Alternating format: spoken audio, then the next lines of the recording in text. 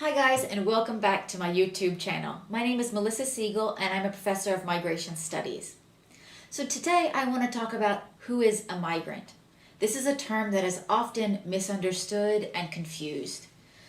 And also how people are perceived as migrants is a bit different. So if I ask you the question, who is a migrant, what first comes to mind? Well, for many people, what first comes to mind is someone who is poor, or someone who's moving from a developing country, maybe someone who's moving from Africa, or perhaps in the European context, someone who is coming across boats in the Mediterranean, or maybe even refugees. But what I want you to understand is that a migrant is so much more than those things. We have many different types of migrants. The International Organization for Migration has actually started a campaign called I Am a Migrant, showcasing how so many different people around the world are migrants, and many more than just someone who is poor or someone who is moving from a developing country. For instance, I myself am a migrant in the Netherlands. I am originally from the United States, and I've been living in the Netherlands now for quite some time.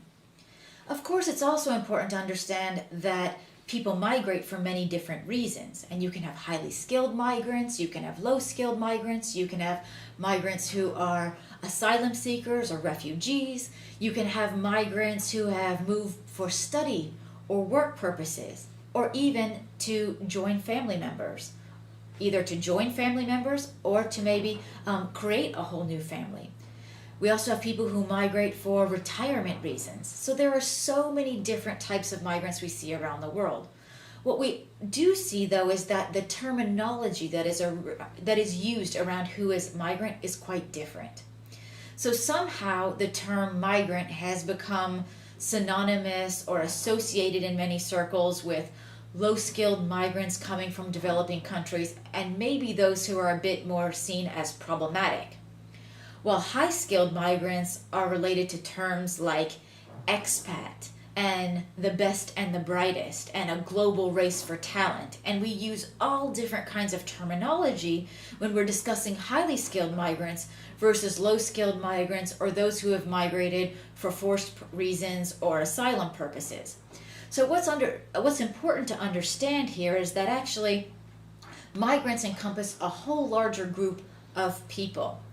There are also some discussions about if there's a difference between migrants and refugees. And I know that some international organizations have also have quite differing views around this. Jorgen Carling, who is another very well-recognized migration researcher, has actually created a whole video on who is a migrant and really looking at this terminology between the difference of a migrant and a refugee, actually showing that there is no difference. I'll make sure to put a link in the description to that video because I think that would be interesting for many of you to check out. But what I want to get across here is that refugees are actually a subset of migrants. It would be like saying roses and flowers, right? A rose is a type of a flower, and in this case, refugees are a type of migrant.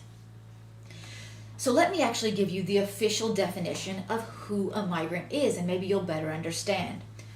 So according to the International Organization for Migration, a migrant is any person who is moving or has moved across an international border within a state away from his or her habitual place of residence, regardless of the person's legal status, whether the movement was voluntary or involuntary, what the causes of that movement are, and what the length of stay is. So here you can see this is a very encompassing definition of who a migrant is.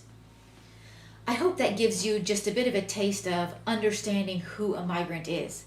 In my next video, I'll talk about different types of migrants and different dichotomies.